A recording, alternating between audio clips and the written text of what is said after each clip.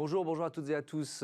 Bienvenue, c'est Smart Impact, l'émission des entreprises à impact positif de celles et ceux qui s'engagent dans la transition énergétique, écologique et sociétale. Avec un grand entretien aujourd'hui, celui d'Emmanuelle Ledoux, la directrice générale de l'Institut national de l'économie circulaire. Avec elle, on va détailler la place de la France dans cette mutation majeure de notre modèle économique. Et puis on va commenter le projet ambitieux annoncé par la Commission européenne il y a quelques jours, un plan pour une économie circulaire qui place le mot sobriété au cœur des réformes, vous verrez.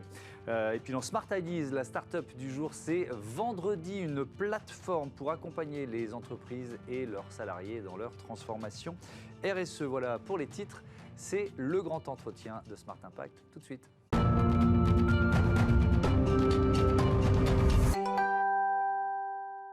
Bonjour Emmanuelle Ledoux, bienvenue. Bonjour. Vous êtes donc la directrice générale de l'INEC, l'Institut national de l'économie circulaire, fondé en 2013 par le député des Bouches-du-Rhône François-Michel Lambert. C'est quoi la mission de l'INEC ? Alors nous, quand on se définit, on parle de nous de façon peut-être un petit peu pompeuse, mais comme on est l'institut de référence et d'influence sur l'économie de la ressource.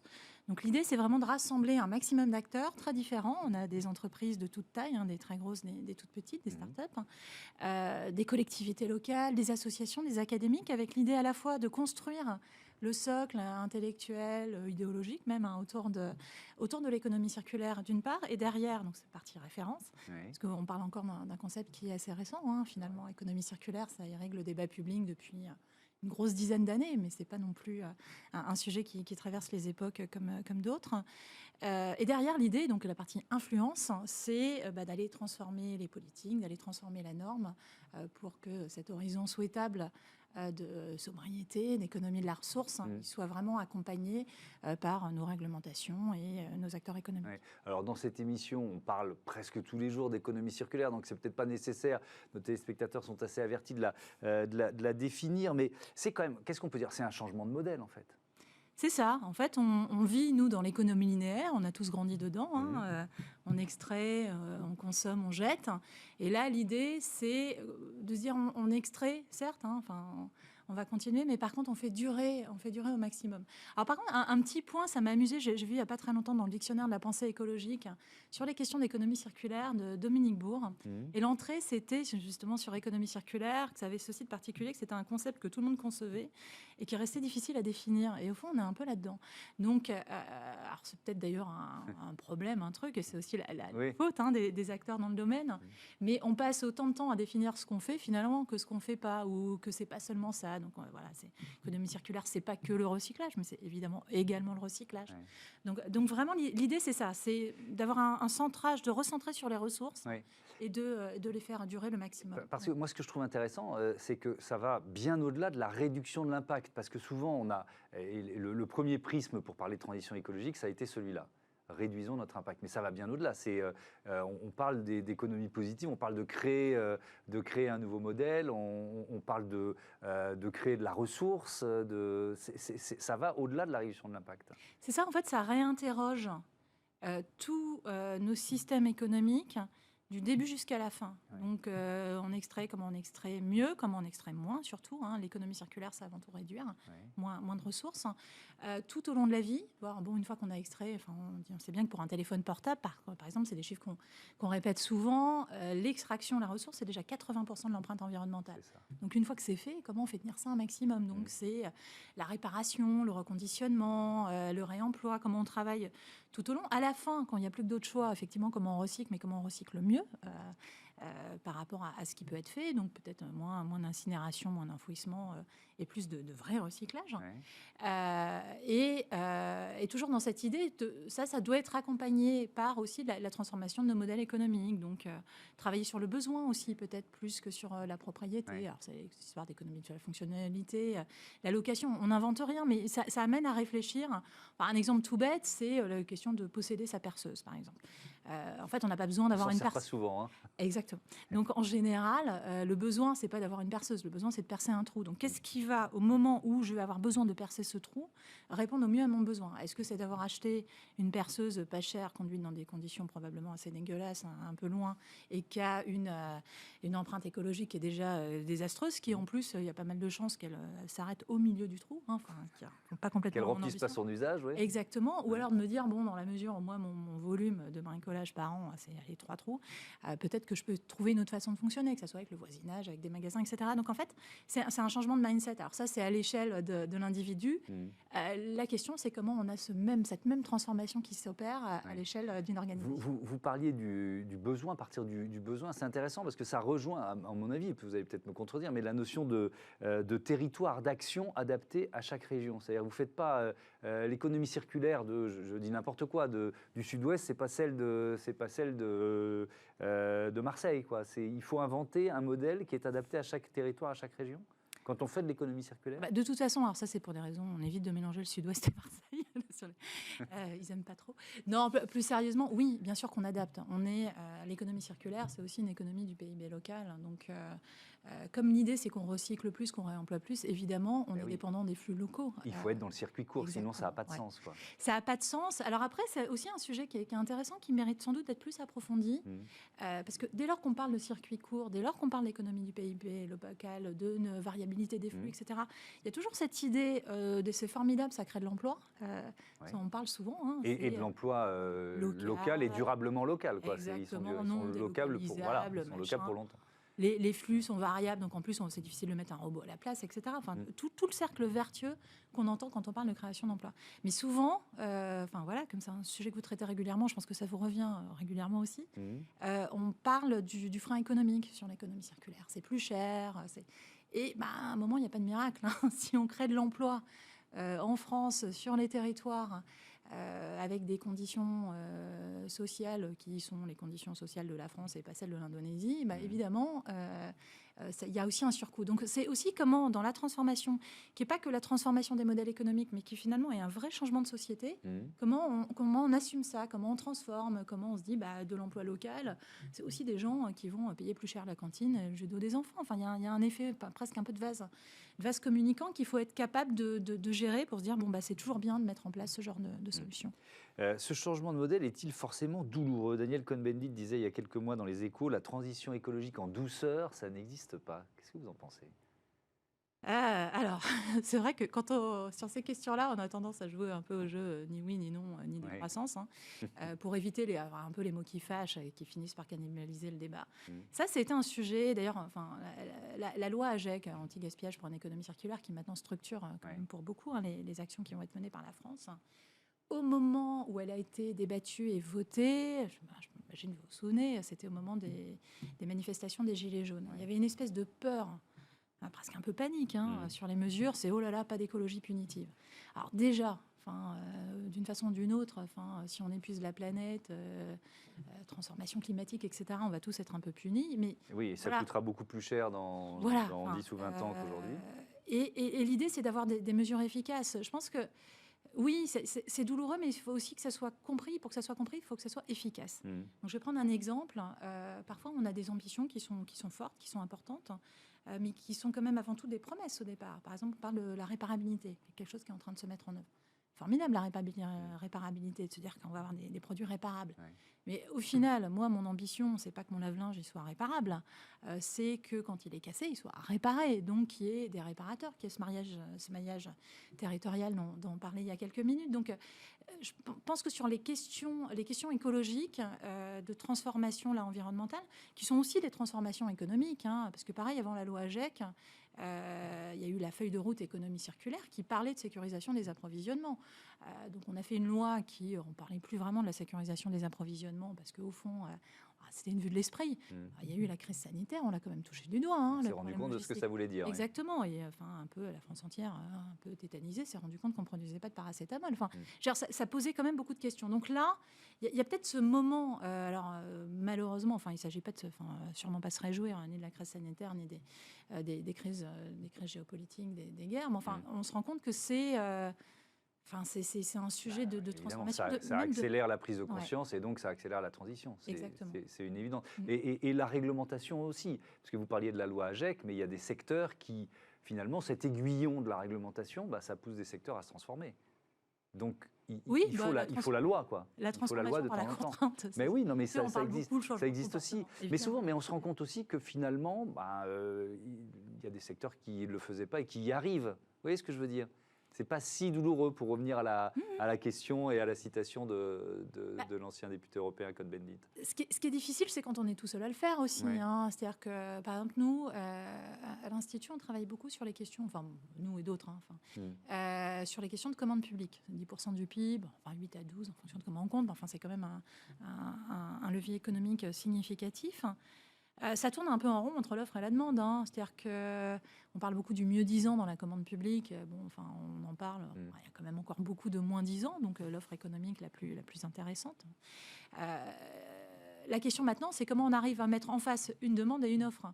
Alors ceux qui ont été un petit peu en avance de phase, qui ont eu une offre très économie circulaire, très économie de la ressource, potentiellement un petit peu plus chère pendant 10 ans, potentiellement ils sont un petit peu épuisés aussi. Donc là, la contrainte qui met dans la loi une obligation pour l'ensemble des acheteurs publics d'acheter du réemployé, du réconditionné, des produits recyclés, etc., forcément, ça crée aussi un appel d'air et ça amène les acteurs économiques à se transformer parce que derrière, ils sauront qu'il y a un exutoire. Évoluer seulement sur les valeurs en se disant on croise les doigts avec un petit peu de chance, tout le reste va suivre, ça ne fonctionne pas toujours. Donc, effectivement, transformation par la contrainte, c'est quand même un gage d'efficacité. Et alors, si c'est à la dimension européenne, c'est encore plus puissant, évidemment. L'actualité, c'est ce projet de règlement présenté par la Commission européenne. C'était le 30 mars dernier, c'est tout récent, qui porte notamment sur l'éco-conception des produits durables. Il y a un mot-clé, sobriété. Est-ce que vous diriez enfin ce mot apparaît dans le discours européen ? Alors, il était déjà présent, quand même, soyons justes. Là, c'est le paquet économie circulaire, c'est la suite de celui qui avait été déjà présenté il y a 2 ans. Oui, c'est ça, mars 2022, où ça a intégré déjà, cette dimension était intégrée, idem pour le pacte vert. Oui, il y a le Green Deal, donc effectivement, on commence à oser dire sobriété, quoi. Et ce qui est intéressant, là, je trouve, c'est que ça intègre, en fait, il y a effectivement le projet de règlement éco-conception dont vous parlez, mais il y a aussi un projet de transformation directive sur l'information du consommateur, une stratégie qui se met en œuvre tout de suite, parce que un règlement, ça prend toujours un petit peu de temps. Là, pendant 2 ans, il y a une stratégie sur l'éco-conception des produits qui doit faire le relais avant l'arrivée du règlement. Alors oui, ce qui est intéressant, c'est qu'il y a sobriété. Effectivement. Et déjà, donc on attaque un peu au démarrage, parce que c'est pas tout de transformer les produits. Enfin, si effectivement on limite un petit peu l'usage là où c'est pas nécessaire, c'est forcément intéressant. Mais il y a d'autres entrées aussi, moi je trouve assez pertinentes et peut-être un peu différentes sur ces textes. C'est que ça va rentrer aussi sur l'aspect concurrence déloyale. C'est-à-dire que là, on est sur des armes puissantes. Donc cette idée vraiment de rééquilibrer les acteurs et de se dire, on utilise cet outil qui a vocation à aller dégommer le greenwashing. Et voilà, maintenant les allégations environnementales, elles devront être prouvées, comme ça a été le cas pour des allégations sanitaires, etc.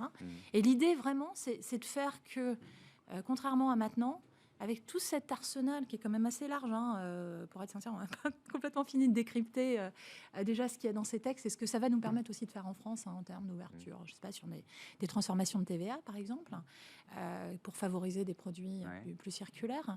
Mais c'est un arsenal qui est vraiment large et l'idée, c'est que maintenant, le produit durable, ça soit au fond le produit par défaut, quoi, pour le consommateur. Ce qui, convenons-en ensemble, n'est pas tout à fait le cas maintenant. Quand même. Aujourd'hui. On va reprendre certains des aspects de ce texte, notamment, vous l'avez évoqué, l'éco-conception. Et vous l'avez dit tout à l'heure, la conception d'un produit, ça détermine jusqu'à 80% de son impact sur l'environnement. En l'occurrence, c'est le cas des smartphones. Pourquoi ? Qu'est-ce que ça change ? Pourquoi c'est crucial et que change le texte en la matière sur le projet de texte européen sur l'éco-conception ? Alors, là, l'idée, c'est la généralisation, en fait. C'est-à-dire que dans l'idée de par défaut, ça sera durable, c'est-à-dire qu'en fait, par défaut, ça doit être éco-conçu maintenant. C'est ça. Voilà. Et, avec un passeport numérique du produit, c'est ça ? Sur les produits. Ouais. Alors ça, pour tout ce qui est smart device, enfin, je sais pas comment smartphone, effectivement, enfin, les téléphones, de travailler là-dessus. Ce qui a évidemment du sens sur des sujets dont on a pas mal entendu parler, sur lesquels d'ailleurs la France et Commission européenne, l'Europe ont été assez précurseurs, les questions aussi d'obsolescence programmée, durabilité. Donc on a interdit un certain nombre de choses en France, à commencer par l'obsolescence logicielle. Là, l'idée, c'est d'y aller un petit peu plus largement.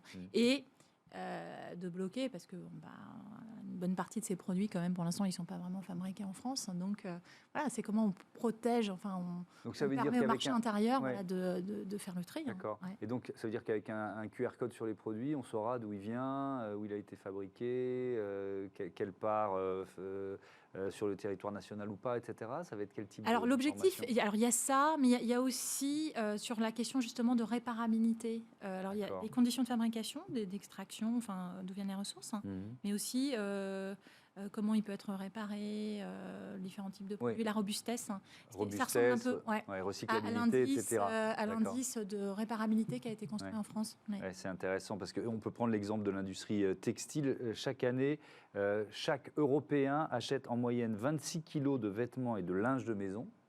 Et il en jette 11 kilos.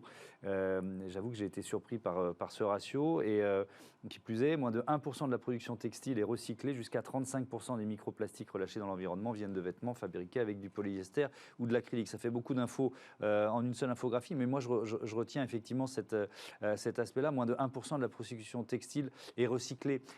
Ça veut dire quoi ? Ça veut dire que le nouveau texte européen, ça va... Là aussi, on parlait d'aiguillons réglementaires, obliger le secteur du textile à changer un certain nombre de comportements, en tout cas en Europe, et d'informer le consommateur sur le textile qui vient d'ailleurs, quoi.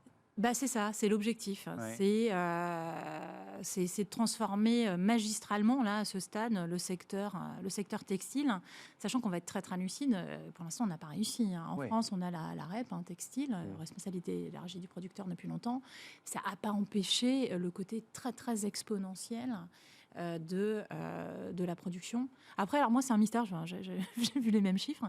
Ils vont où, ces 15 kilos? Oui, c'est ça, 26 kilos de vêtements. Alors, il y a du linge de maison, mais quand même, quoi. Quand même, ça fait du poids. ça fait partie des vrais sujets. Surtout pour en jeter 11, quoi. Oui, alors en plus, c'est jeté. On a un vrai problème entre même les besoins, parce que là où c'est compliqué le textile, c'est que au fond, on a une transformation complète de ce que c'est le don dans le textile. Au départ, on était plutôt sur un champ social, et donc tous les modèles, ils sont transformés sur un mode social, un peu, les dames patronesses, quoi. On donnait ces vieux vêtements aux plus pauvres que soi, et ainsi de suite. Là, mais bon, évidemment, on ne parlait pas des mêmes volumes. Là, on se retrouve avec des volumes qui sont énormes, concrètement pas du tout adaptés aux besoins pour être, les populations, je sais pas, qui vivent dans la rue, leurs besoins de top à paillettes est quand même relativement limité. On a plutôt besoin de doudounes et de chaussures en taille 45. Donc en fait, ça ne colle même pas avec les gens que ça pourrait intéresser. Donc on est face à quelque chose qui est complètement exponentiel, qui est assez récent en plus. Moi, je me faisais la réflexion il n'y avait pas très longtemps que j'avais visité avec des amis le premier magasin H&M à Paris, qui était un peu le nouveau, l'Eldorado. Enfin, on allait pouvoir acheter des trucs. Puis en plus, moi, je fais 1m80, alors comme ça venait de Suède, je me suis dit, enfin, des pantalons en métal. Ça, c'est un autre problème. Oui. Mais c'était j'avais 20 ans, donc j'en ai 45, c'est il y a 25 ans. C'est récent, c'est-à-dire que même les générations, les quadras, les quinquets, etc., on n'a pas grandi comme ça. Donc, on n'était pas face à cette masse, ce volume très, très important. Et là, on parlait de sobriété tout à l'heure. Je pense que ce qui est vraiment intéressant, c'est l'idée d'aller transformer les filières. Parce qu'on s'est beaucoup appuyé pendant longtemps sur le changement des comportements des consommateurs. Mais ça suffira pas. Et puis les petits pas, c'est sympa, mais ça change pas un modèle économique. Donc là, l'idée, c'est aussi de casser dans l'œuf les possibilités et ces volumes qui sont absolument inouïs et qui, sur tous les plans sociaux, environnementaux, biodiversité, etc., sont absolument dramatiques. Ouais.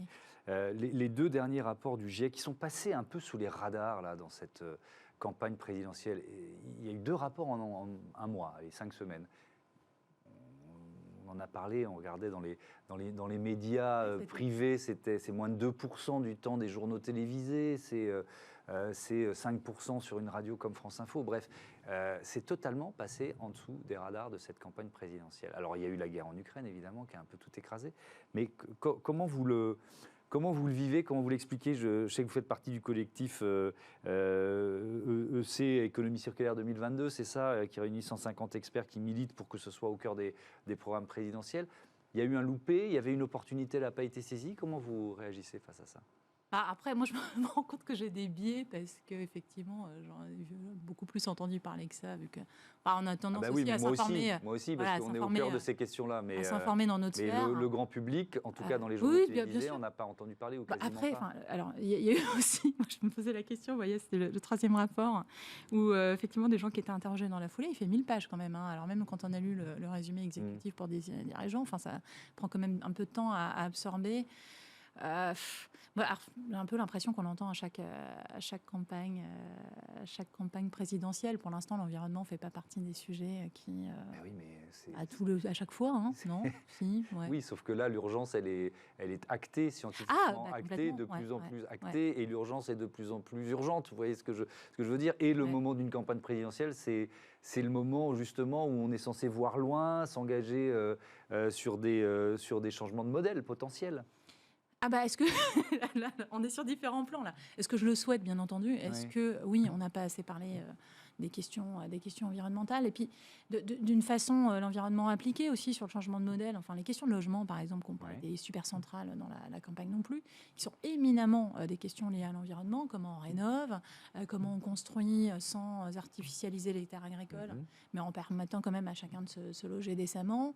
Sur les questions de sobriété, alors c'est hyper compliqué. Moi, je comprends que personne n'ait trop envie de se lancer, mais la question du mètre carré par habitant, on est dans un espace où si on prend la population qui vote le plus, donc a priori pas les plus jeunes d'entre nous, c'est celle qui dispose le plus de mètres carrés par habitant. Si on est sur de la sobriété, l'idée c'est de réduire. On est sur des sujets qui sont un peu casse-gueule quand même, aussi sur ces questions-là. Et vous évoquiez, on peut pas faire d'environnement sans qu'il y ait un petit peu de souffrance. Souffrance, non, c'était pas le terme exact. Douloureux. Voilà, c'est un peu ça se rejoint. Voilà, là, effectivement, c'est où est-ce qu'on touche, où est-ce qu'on tape. Oui, angle mort de la campagne. Oui, après, j'ai l'impression que c'est quand même présent partout, parce que quand on parle... Oui. 1 minute 30, je vous interromps, parce que je voudrais terminer sur une note positive. Vous avez publié une étude qui s'appelle « Pivoter vers l'industrie circulaire ». Spontanément, un exemple de pivot réussi.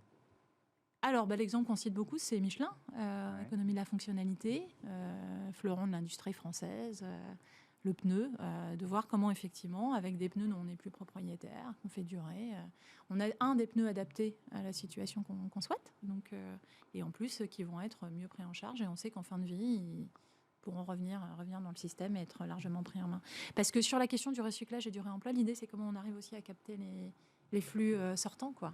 Et ça, c'est pas simple. Donc, non, un très bel exemple. Et voilà. Merci beaucoup d'être venu nous présenter Merci à vous. l'Institut national de l'économie circulaire. Merci Emmanuel Ledoux, à bientôt Merci. sur Bismart. On passe à notre rubrique Start-up. Évidemment, c'est Smart Ideas.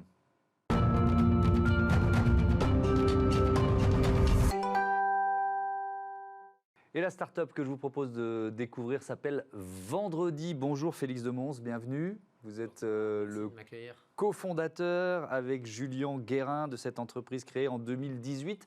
C'est une start-up sociale. Qu'est-ce qu'il y a derrière ce terme, et quelle a été votre idée de départ? Alors derrière le terme start-up social, il y a l'idée que derrière la notion d'entreprise, on veut prioriser l'impact social ou environnemental sur le modèle économique. Ça ne veut pas dire qu'il n'y a pas de modèle économique, mais c'est-à-dire que le modèle économique est drivé par l'impact. C'est-à-dire que dès qu'on fait de l'impact, il y a des euros qui rentrent dans le modèle. Et c'est ça la définition. Et donc nous, comment on génère cet impact? Qu'est-ce qu'on fait chez Vendredi? Alors chez Vendredi, on est porté par une mission qui peut paraître très greenwashing au premier abord, c'est changer le monde sans changer de travail.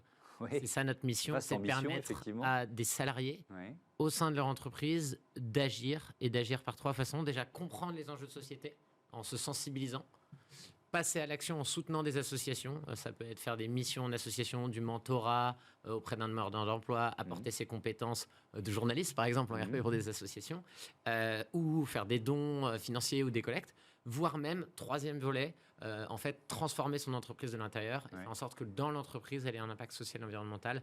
Par exemple, si on reprend là un exemple de la question de la diversité, pour recruter des gens en lien avec des parcours liées à la diversité. Ouais. Ça passe par quoi? Par une plateforme, c'est ça? C'est une plateforme RSE, on peut dire Alors, ça? on peut dire ça comme ça. C'est une plateforme RSE qui a la spécificité d'être tournée autour des salariés. Nous, notre conviction, c'est que il y a une urgence d'agir aujourd'hui, que les entreprises sont une partie du problème aujourd'hui aussi, pour plein de questions, mais qu'elles sont une partie de la solution parce qu'elles ont une capacité de faire changer les choses à grande échelle. Et ce qui est incroyable, c'est que dans ces entreprises aujourd'hui, tout le monde a envie d'agir. Les salariés, ils ont envie d'agir, on le sait bien, parce qu'ils sont des citoyens et ils se disent qu'ils veulent réconcilier leur partie valeur et le travail qu'ils mènent au quotidien. Et les dirigeants aussi veulent agir parce qu'il y a plein de changements de contraintes, on le sait. Les actionnaires qui disent il faut aller vers plus de ESG, les consommateurs qui disent on veut des produits qui soient conçus de façon... La réglementation. La réglementation, les achats, quand on fait de la vente, on dit pour gagner des contrats, il faut démontrer l'impact RSE. Les recruteurs qui disent nous, on n'arrive pas à attirer en fait, les talents. Les équipes RH qui disent pour fidéliser les gens, aujourd'hui, les gens partent parce qu'ils ne retrouvent pas de sens. Et donc, aujourd'hui, on a une convergence par rapport à ça, ce qui est une bonne nouvelle, ce n'était pas le cas à l'époque. Et par rapport à ça, nous, notre conviction, c'est de dire, en fait, l'entreprise, pour qu'elle bouge, la réalité des entreprises, c'est que c'est en fait une somme de personnes qui viennent porter un projet commun, il ne faut pas oublier ça. Et l'important, c'est que l'ensemble des salariés soient embarqués autour de cette transition, qui comprennent les enjeux, qui comprennent les engagements de l'entreprise, qui sensibilisent. Donc, c'est-à-dire, je comprends les enjeux de l'égalité femmes-hommes, ça veut dire quoi les biais, c'est quoi où est-ce qu'on en est dans l'entreprise aujourd'hui, et ensuite, je change des comportements. Et puis après, je peux aller plus loin en investissant en interne dans l'entreprise, donc ça c'est moins de gens parce qu'il faut effectivement plus de temps, ou en soutenant des associations. Voilà. Et donc, on le fait par une plateforme. Et donc, cette plateforme, en fait, c'est une plateforme avec une interface salariée, une interface salariée. Donc, je vais découvrir les engagements de mon entreprise et puis je vais pouvoir passer à l'échelle en fonction de mes disponibilités, de mon temps, ce que j'aime faire. Je vais voir ce que font mes collègues, je vais voir comment l'entreprise avance. Côté entreprise, on va avoir une plateforme qui est en marque blanche, qui est vraiment une plateforme SaaS, où l'entreprise va avoir une plateforme unique qui est exclusivement pour elle. Donc, par exemple, un de nos partenaires, ça va être Mano Mano, donc ça va être les sujets évidemment de l'environnement qui sont hyper importants pour eux, mais aussi toute la question autour de l'habitat, puisque c'est leur cœur d'activité. Et ça ne va pas du tout être la même plateforme quand on va travailler avec un acteur. Prenons un autre exemple d'un acteur de plus grande taille. Je vais prendre l'exemple de Soprasteria, qui investit autour des sujets de l'éducation, de la tech, accessible aux projets impact. Et donc, les plateformes vont être personnalisées pour ces entreprises et elles vont avoir que les contenus que l'entreprise souhaite proposer. Ces contenus, ça va être à nouveau de la sensibilisation, des missions d'association, des actions de transition interne. Et nous, aux entreprises, on ne leur apporte pas qu'une plateforme, on leur dit il y a aussi du contenu à l'intérieur. Et ce contenu, ça va être des défis, avec des séries de petites actions sur tous les thèmes à impact, plus de 1800 associations en France, mais pas que, qui vont aussi proposer des missions qui vont être labellisées. Donc, on est un peu un Spotify de l'engagement. On va y avoir plein de playlists qui vont correspondre aux envies des entreprises qu'elles veulent proposer, mais aux collaborateurs. Et enfin, on a des experts métiers qui aident les entreprises à comprendre le sujet. Aujourd'hui, on a plus de 220 clients. Sur ces 220 clients, il y a plus de 40%, c'est une entreprise de moins de 200. En fait, c'est un peu comme... elle ne savait pas qu'elle faisait de la RSE, comme Monsieur Jourdain ne savait pas qu'il fait de la prose. Et nous, on leur a dit, en fait, vous en faisiez, mais surtout, quel est ce nouveau champ et comment vous avancez. Et donc, on aide beaucoup d'entreprises à se lancer. C'est pas qu'une plateforme, donc c'est aussi des conseils. Combien de temps on donne à nos collaborateurs pour se dédier à ces sujets. Nous-mêmes, en interne, l'équipe RSE, elle doit être de combien de personnes, comment elle doit être staffée. Voilà. Et donc, on aide les entreprises avec des conseils où elles vont dire, ah non, c'est la semaine européenne pour l'emploi des personnes handicapées. Comment on fait cette semaine-là? Donc, c'est pas juste une plateforme du contenu, c'est une plateforme du contenu des experts pour faire en sorte que l'ensemble de l'entreprise accélère sa transition sociale et environnementale. Merci beaucoup, merci Félix Demons d'être venu nous présenter vendredi avec une levée de fonds récente le mois dernier qui va vous permettre d'accélérer votre stratégie évidemment de développement. Merci à tous. Je voudrais remercier les équipes de Bismart, Joséphine Dacori à la production, à la programmation, assistée de Maxime Lerba. C'était Elisa Bernardo à la réalisation et au son, Mickaël Fristo et Amanda Montero. Belle fin de journée à toutes et à tous sur Bismart.